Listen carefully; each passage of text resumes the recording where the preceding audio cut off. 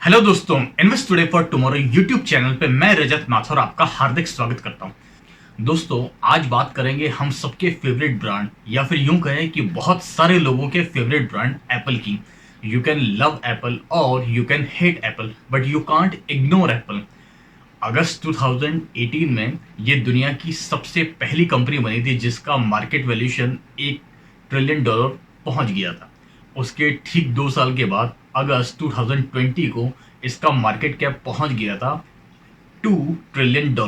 और अगर आज बात करें 2022 की, तो एप्पल का मार्केट कैप है ऑलमोस्ट $3 ट्रिलियन।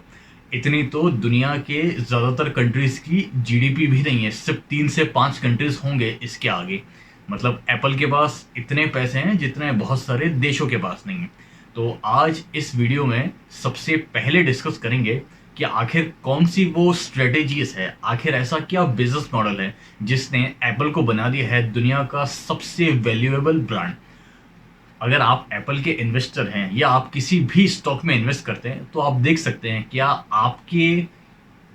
आपकी कंपनी के बिजनेस मॉडल में ये सारी चीज़ें हैं। देन नेक्स्ट डिस्कस करेंगे एप्पल के सामने फ्यूचर चैलेंजेस क्या क्या है। देन सबसे लास्ट में डिस्कस करेंगे एक बहुत ही इंटरेस्टिंग टॉपिक, क्या आपको एप्पल के इतने कॉस्टली प्रोडक्ट लेने चाहिए, और अगर आप एप्पल के प्रोडक्ट नहीं लेते हो तो आपको क्या क्या फ़ायदे हो सकते हैं। एज ए इन्वेस्टर मैं आपको बताने की कोशिश करूंगा। तो वीडियो बहुत ही इंटरेस्टिंग होने वाला है, इसको एंड तक देखना बिल्कुल मत भूलिएगा। चलिए शुरू करते हैं।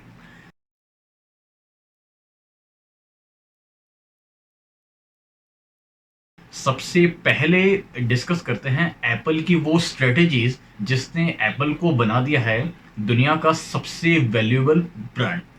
सबसे पहली स्ट्रेटेजी या सबसे पहली जो खासियत है वो डिस्कस करते हैं, that is Apple plays game of volume as well as margin. Margin और वॉल्यूम को समझने के लिए हम यहाँ पे एक एग्जांपल ले लेते हैं। लेट्स से एक कोई मारुति की कार पकड़ लेते हैं, लेट्स से वैगनआर, और एक इसको हम कंपेयर कर लेते हैं मर्सिडीज की किसी भी कार से, लेट्स से सी क्लास का कोई मॉडल पकड़ लीजिए। तो यहाँ पे होता क्या है, मारुति की कार का पर कार कॉस्ट बहुत कम है और मर्सिडीज की कार का पर कार कॉस्ट मतलब पर कार जो उनको मार्जिन मिलता है वो बहुत ही ज़्यादा है। तो होता क्या है, मारुति की कारें सस्ती होती है लेकिन उनका वॉल्यूम बहुत ज़्यादा होता है, बिकती बहुत ज़्यादा है। और वहीं अगर बात करें मर्सिडीज़ की, तो मर्सिडीज़ की कार बहुत महंगी आती है, 25-30 लाख से कम की एक कार आती नहीं है, तो वो बिकती कम है। बट अगर पर कार की बात करें तो कंपनी को, मर्सिडीज़ कंपनी को मार्जिन मारुति के कंपैरिजन में बहुत ही ज़्यादा मिलता है। इन जनरल दो तरह के बिजनेस मॉडल हो सकते हैं, या तो आप किसी चीज को बहुत ही ज्यादा प्राइस पे बेच लो और उसको कम क्वांटिटी में बेच दो, तो आपका प्रॉफिट उतना बराबर हो जाएगा।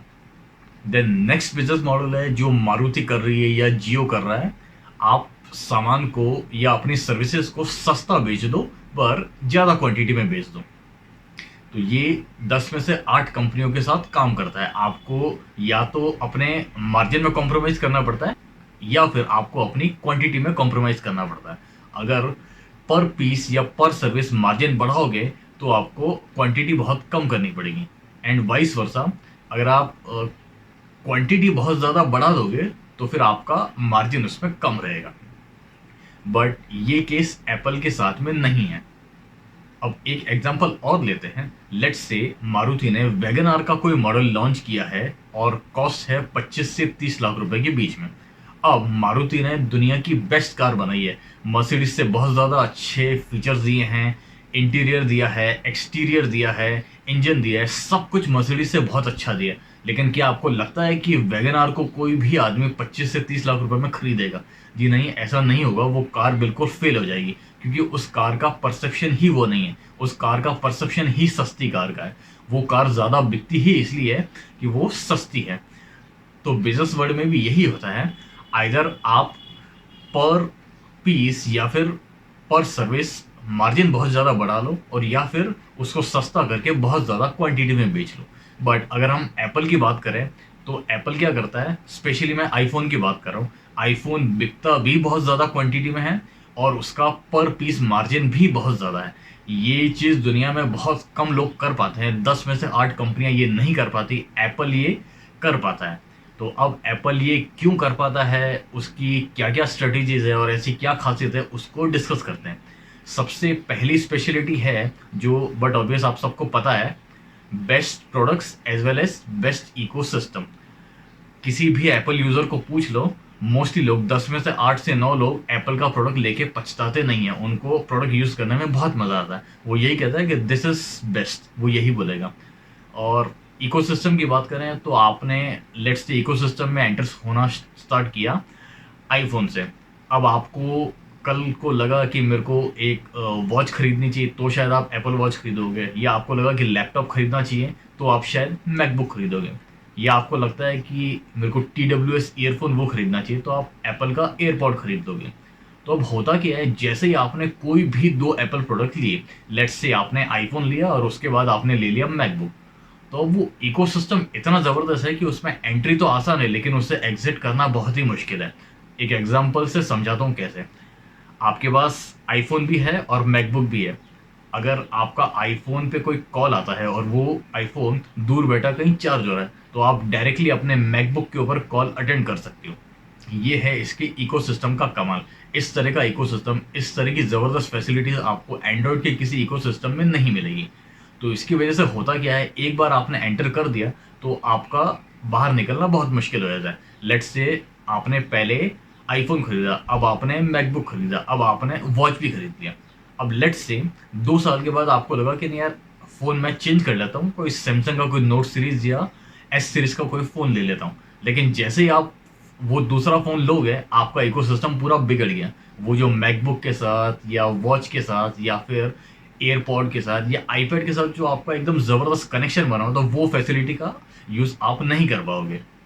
इसलिए ये चीज़ कस्टमर को फोर्स करती है कि वो उसी इकोसिस्टम में रहें और उससे बाहर भी ना निकलें। और इकोसिस्टम से बाहर नहीं निकलने की एक दूसरी वजह होती है, एप्पल की जो फंक्शनलिटीज़ होती है, जिस तरह से एप्पल काम करता है, आपका आईफ़ोन या कोई भी चलता है, वो काफ़ी अलग होता है। अगर आप काफ़ी टाइम तक आईफ़ोन यूज़ करोगे और उसके बाद एकदम से किसी एंड्रॉयड फ़ोन को हाथ लगाओगे, तो आपको बहुत अजीब लगेगा, आपको समझ में नहीं आएगा कि कौन-सी चीज़ कैसे करूँ।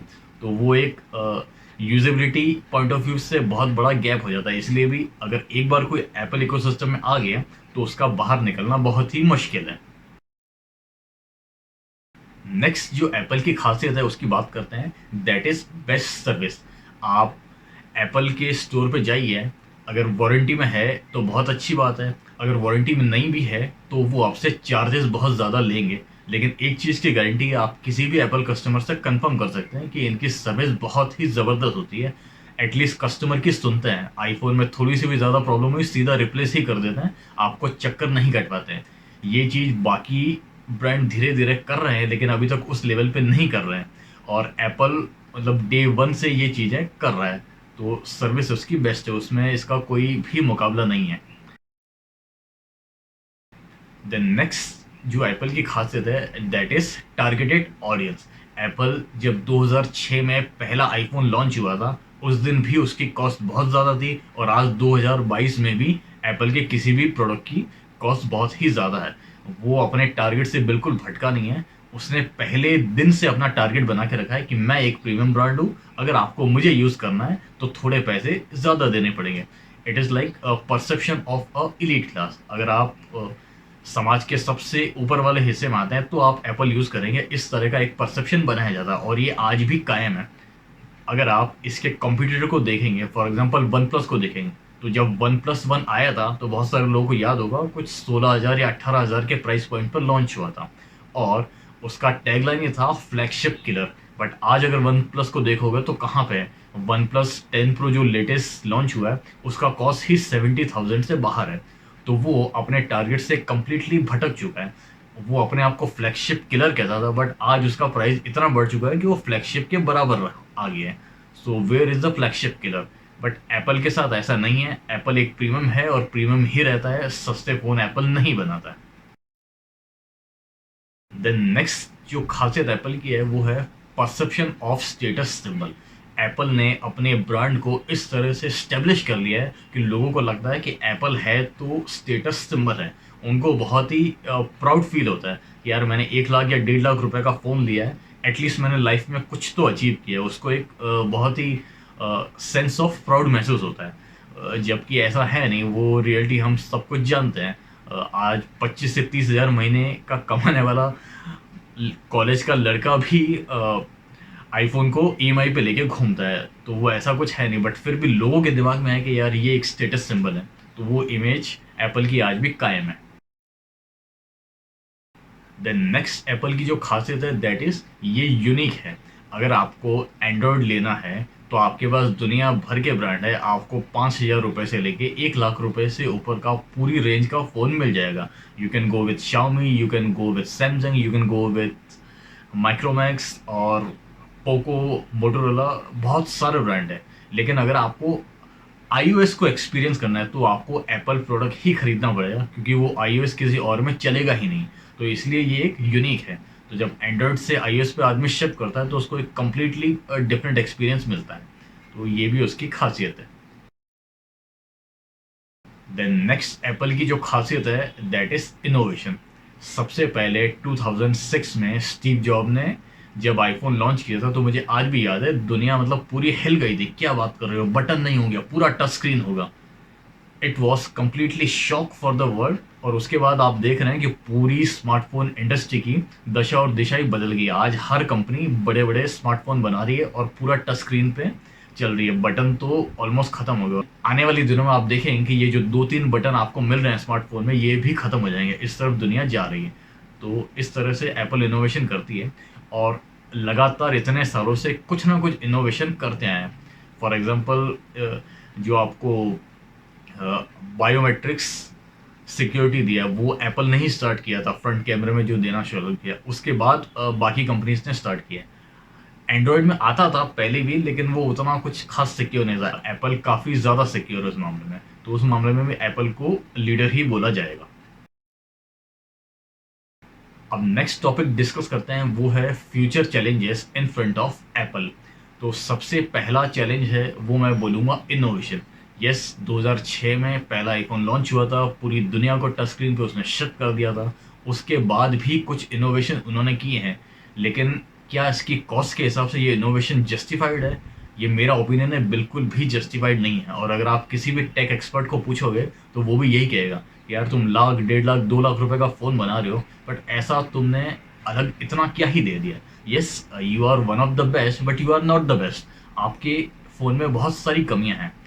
आप इतना प्राइस लेते हो, एक्सपीरियंस भी अच्छा देते हो, बट क्या ये बेस्ट चीज़ ही नहीं है? ऐसा नहीं है। क्या ऐसा होता है कि वन प्लस का कोई 10 प्रो या कोई भी टॉप फ़ोन लेता है, या फिर कोई सैमसंग का टॉप फ़ोन लेता है, लेट्स से नोट सीरीज़ का या एस सीरीज़ का कोई फ़ोन है, तो क्या ऐसा होता है कि वो यूज़र बिल्कुल पछताता है, वो बोलता है अरे नहीं सैमसंग बेकार है, एप्पल ही बेस्ट है? जी नहीं, ऐसा नहीं है। डिफरेंस बहुत कम है और आप उस बहुत कम डिफरेंस के भी बहुत ज़्यादा पैसे मांग रहे हो।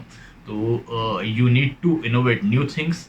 मुझे पर्सनली कई बार लगता है we really miss Steve Jobs. Steve Jobs आज यहाँ होते तो एप्पल की बात कुछ अलग ही होती। तो इनोवेशन में अभी भी लैक कर रहा है।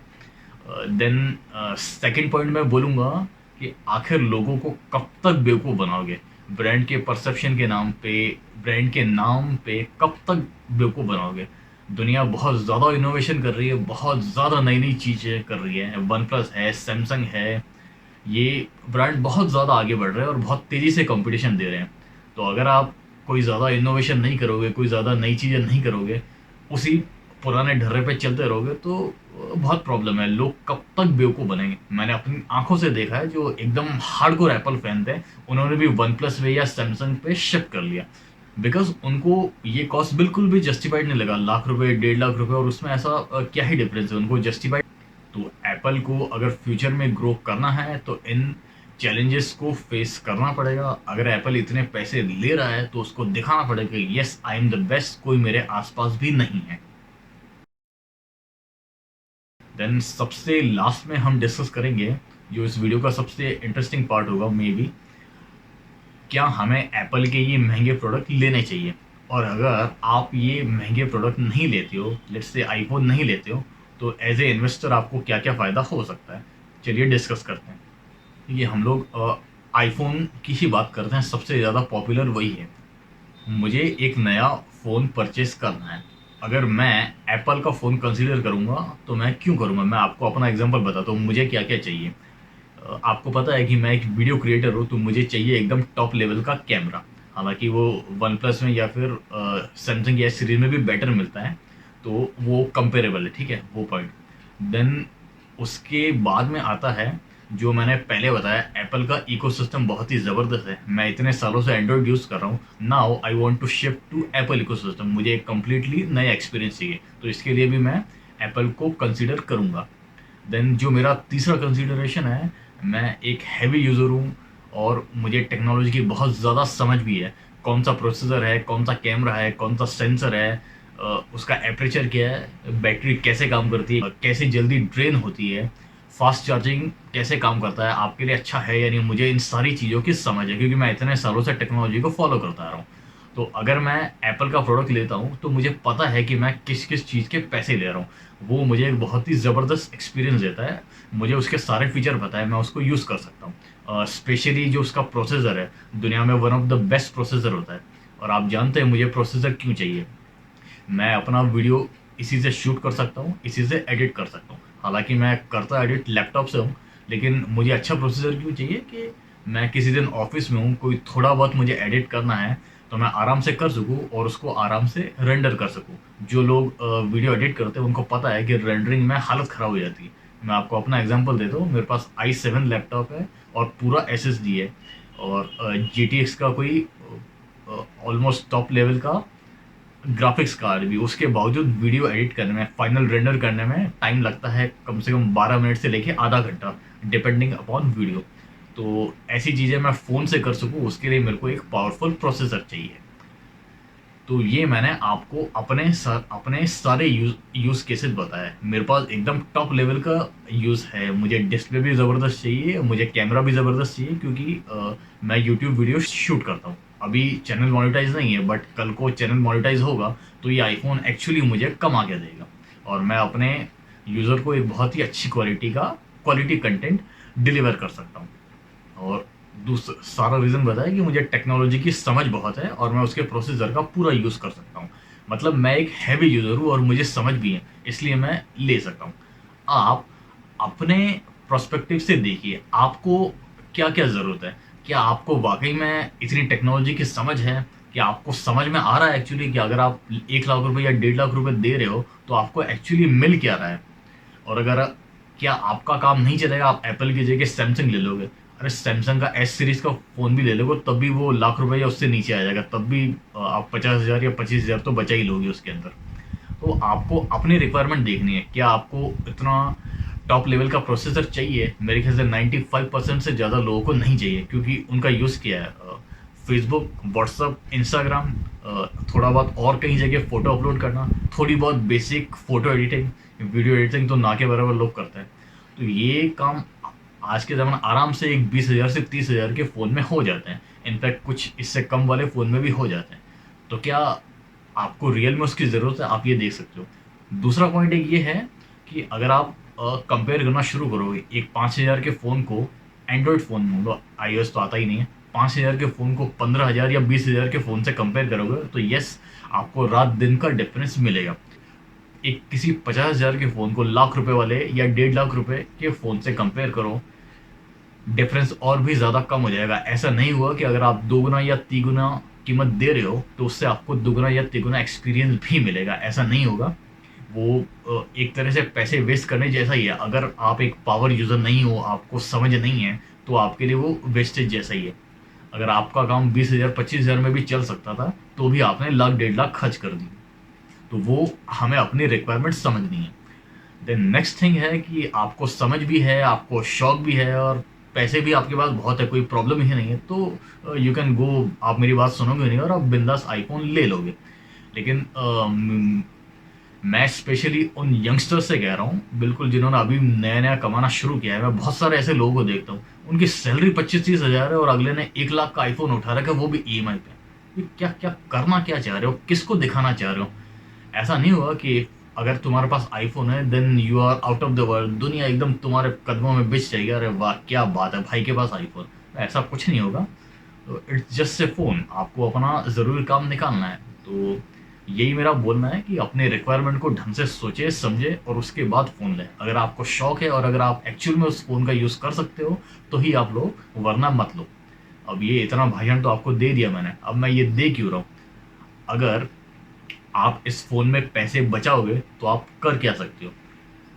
लेट्स से आपको आईफ़ोन लेना था, बट अब आपने आईफ़ोन नहीं लिया, तो वो जो इतने पैसे बच गए, आईफ़ोन 13 भी लेने जाओगे तो 80 टू 85,000 का आता है, और लेट्स से आपने फ़ोन ले लिया कोई 40,000 का, वन प्लस का कोई अच्छा सा फ़ोन ले लिया, तो बचे कितने? 45,000। 45,000 को आप बहुत सारी अच्छी जगह पे इन्वेस्ट कर सकते हो। इनफैक्ट आप देख सकते हो, एप्पल का खुद का स्टॉक खरीदना है क्या? मैं एप्पल का आईफ़ोन खरीदने के बजाय एप्पल का खुद का स्टॉक भी तो खरीद सकता हूँ। वो एक्चुअली आप देख सकते हो, आजकल बहुत सारे प्लेटफ़ॉर्म्स भी अवेलेबल है जिससे आप इंटरनेशनल स्टॉक्स खरीद सकते हो। For example Apple, Google, Microsoft, बहुत सारे स्टॉक है, आप खरीद सकते हो। तो उनको स्टडी करो, वो 40,000 आईफ़ोन में नहीं डाल के वहाँ पे डालो। या फिर ठीक है, आपको इंटरनेशनल मार्केट में नहीं जाना, कोई बात नहीं। इंडियन मार्केट में इतनी सारी कंपनियाँ हैं, वो जो 40,000 आपने बचा लिए वहाँ पे डाल दो। 1 साल बाद देखोगे तो 40,000 का अच्छा खासा आपको रिटर्न मिलेगा। और वहीं दूसरी तरफ आईफ़ोन या किसी भी एप्पल के महँगे प्रोडक्ट को देखोगे, 1 साल बाद उसको बेचने जाओ, कुछ भी नहीं मिलेगा। तो यही मेरा कहना था कि अगर एप्पल का कोई भी महँगा प्रोडक्ट खरीदना है तो एक्चुअली देखिए आपको उसकी ज़रूरत है या नहीं, सोच समझ के अपने पैसे को इन्वेस्ट कीजिए, अपने पैसों को वेस्ट मत कीजिए। कंपनीज़ का तो काम है हर दूसरे-तीसरे महीने नए-नए प्रोडक्ट लॉन्च करती है। सॉफ्टवेयर अपडेट के माध्यम से भी आपके फ़ोन को स्लो कर दिया जाता है, बैटरी परफॉर्मेंस ख़राब कर दी जाती है। आपको बेसिकली मजबूर किया जाता है, आपको एहसास दिलाया जाता है कि अरे तुम्हारे पास जो फ़ोन है, लैपटॉप है, जो भी, ये तो है बेकार, ये जो अभी आया ये है बेस्ट, ये ले लो and then you will be like king of the world. तो ऐसा कुछ भी नहीं है, सोच समझ के पैसे बचाएँ और उनको ढंग की जगह इन्वेस्ट करें। तो दोस्तों फिलहाल इस वीडियो में इतना ही, देखने के लिए आपका बहुत-बहुत थैंक यू। अगर वीडियो पसंद आया तो लाइक किए बिना मत जाइएगा और अपने दोस्तों के साथ शेयर करना बिल्कुल मत भूलिएगा। और अगर ऐसे नॉलेज वाला कंटेंट आपको चाहिए, रेगुलर आपको स्टॉक मार्केट के बारे में, बिजनेस मॉडल के बारे में जानकारी चाहिए, तो चैनल को सब्सक्राइब करना मत भूलिएगा और उसको बेल आइकन को भी ज़रूर दबाइएगा। Thank you.